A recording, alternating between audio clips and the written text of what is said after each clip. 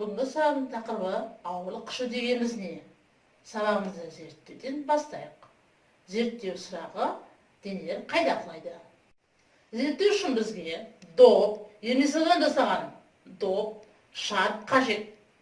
Зерттеу жоспары бойынша жұмыс істейміз. Алдымен допты алып түрлі бағытта лақтырамыз. Келесі ернесадан жасаған допты алайық. Бұнда лақтырған жерге қарай құлайды. Келесі шарды алайық. Бұны лақтырған кезде жерге қарай құлайды.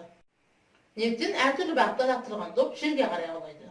Бұл ауырлық немесе тартылыс күшіне байланысты болады. Бұл зерттеу тәжірибесі бойынша кез келген заттың жерге құлайтындығын білдік. Кез келген зат лақтырған доп, тас, жоғары секірген адам ауырлық күшінің әсерінен жерге тартылады. Ауырлық күші дегенді не екенін білесің бе? Жер барлық денелерді, адамдарды, теңіз бен мұхит суын, үйлерді, жер серіктерін өзіне тартады. Жерді денелердің өзіне қарай тарту күшін ауырлық күші деп атайды. Келесі тәжірибені жасап көрейін. Тәжірибеге салмағы ауыр қағаз бен салмағы жеңіл оқулық аламын. Бірінші қолыма салмағы ауыр қағаз алдым, екінші қолыма салмағы жеңіл оқулық алдым. Екеуіне бірдей күш жұмсадым ба? Жоқ. Себебі салмағы ауыр қағаз жерге қарай тартып тұр. Тартылыс күші тең емес.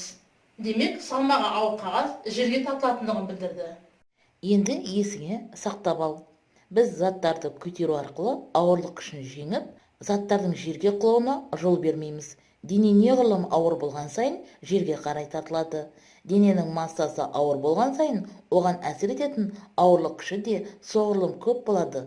Ауырлық күші дененің массасына тәуелді.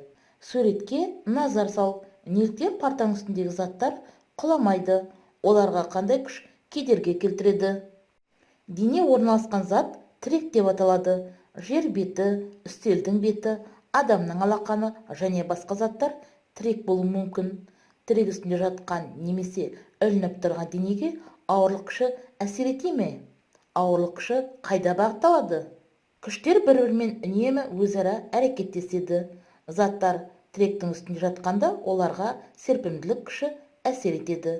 Серпімділік күші жоғары бағытталады. Бірақ тіректі алып тастаса не болар еді? Денелер құлап кетер еді. Демек оларға ауырлық күші әсер етеді. Бұл күш төмен қарай бағытталған. Ауырлық күшін жан-жағымыздан өте көп байқауға болады. Мысалы, табиғат құбылыстарындағы ауырлық күшін байқай аламыз. Мына фотосуреттерге назар аудар. Ауырлық күшінің әсерінің табиғатта қандай құбылыстар болады? Жаңбыр мен қардың жаууы, жапырақтардың түсуі, құбылыстардың барлығы ауырлық күшінің әсерімен болады. Ауырлық күшінің әсерінен барлық денелер жерге тартылады. Ауырлық күші жер шарының дәл ортасындағы нүктесіне қарай бағытталады, әрі дененің массасына байланысты болады. Жерден ұшырылған жасанды серіктер ауырлық күшінің әсерімен жердің айналасында ғана қозғалады.